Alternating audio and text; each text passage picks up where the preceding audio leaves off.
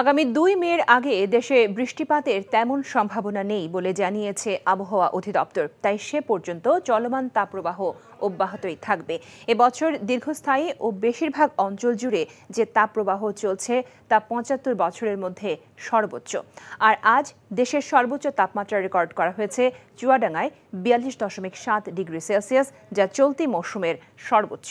এদিকে হিটস্ট্রোকে লালমনিরহাটে এক easy bike চালকের মৃত্যু হয়েছে। মহিদুল ইসলামের রিপোর্ট। ওয়ালটন ফ্রিজ কিনে অনেকের মতো আপনিও হয়ে যেতে পারেন মিলেনিয়াল। সেরা পণ্যের সেরা অফার। গনগনে সূর্যের তীব্র খরতাপে ওষ্ঠাগত জনজীবন, প্রাণ প্রকৃতি যেন হাঁসফাঁস করছে প্রতিনিয়ত। দেশের বেশিরভাগ জেলার ওপর দিয়ে বয়ে যাচ্ছে মাঝারি থেকে তীব্র বা অতি তীব্র তাপপ্রবাহ।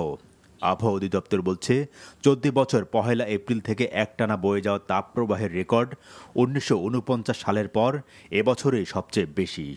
এপ্রিলের ১ তারিখ থেকে তাপপ্রবাহ শুরু হয়েছে, যেটা এই ২৫ এপ্রিল পর্যন্ত সেটা মৃদু থেকে মাঝারি এবং পরবর্তীতে এটা তীব্র থেকে অতি তীব্র তাপপ্রবাহ বিরাজমান ছিল, যেটা আরও এই যে এপ্রিল মাসে আর বাকি যে কয়েকদিন রয়েছে এই কয়েকদিনও কিন্তু এই তাপপ্রবাহ বিরাজমান থাকার সম্ভাবনা রয়েছে।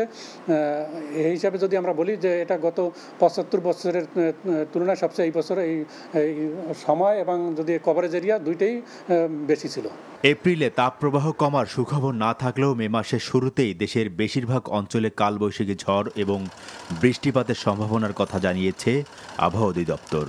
পুরো এপ্রিল মাস ধরেই যে অস্বস্তিকর অবস্থা, যে তীব্র থেকে অতি তীব্র তাপপ্রবাহের যে অস্বস্তিকর অবস্থা, এটা বিরাজ করার সম্ভাবনা রয়েছে এবং মে মাসের শুরুতে বৃষ্টিপাতের একটা সম্ভাবনা রয়েছে। অর্থাৎ আমি যদি স্পেসিফিক বলি তাহলে ২ মে থেকে দেশের বেশিরভাগ জায়গায় কালবৈশাখী ঝড়, সেই সাথে বৃষ্টি অথবা বজ্রসহ বৃষ্টিপাতের একটা সম্ভাবনা রয়েছে।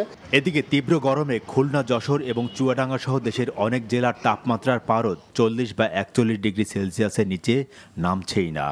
আর অসহনীয় এই দাবদাহের কারণে ডায়রিয়া সহ নানা ধরনের রোগবালাই আক্রান্ত হচ্ছেন প্রান্তিক মানুষজন। মহিদুল ইসলাম, এনটিভি নিউজ, ঢাকা।